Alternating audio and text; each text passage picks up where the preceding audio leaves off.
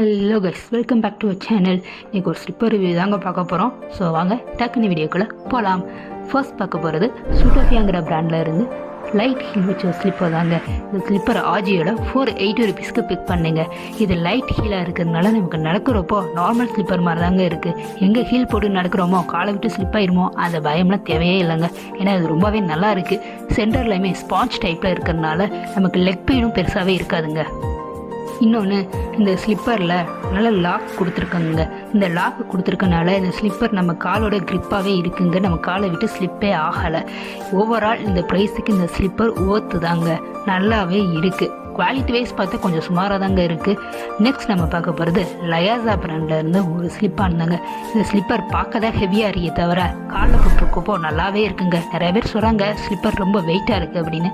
அப்படிலாம் இல்லைங்க. நமக்கு தேவையான கரெக்ட் சைஸை பிக் பண்ணோம்னா ஸ்லிப்பர் நல்லாவே இருக்குங்க. நம்மளோட எக்ஸசைஸாக போடுறப்போ தான் இந்த ஸ்லிப்பர் தூக்கிக்கிட்டு நடக்கிறப்போ ஹெவியாக ஃபீல் ஆகும். மற்றபடி ஓவரால் குட்டுங்க, இது ரொம்ப சாஃப்டாகவே இருக்குது. ஸ்பாஞ்ச் டைப்பில் இருக்கிறதுனால ரொம்பவே நல்லா இருக்குங்க. ஓகே காய்ஸ், பாய். நெக்ஸ்ட் வீடியோவில் பார்க்கலாம்.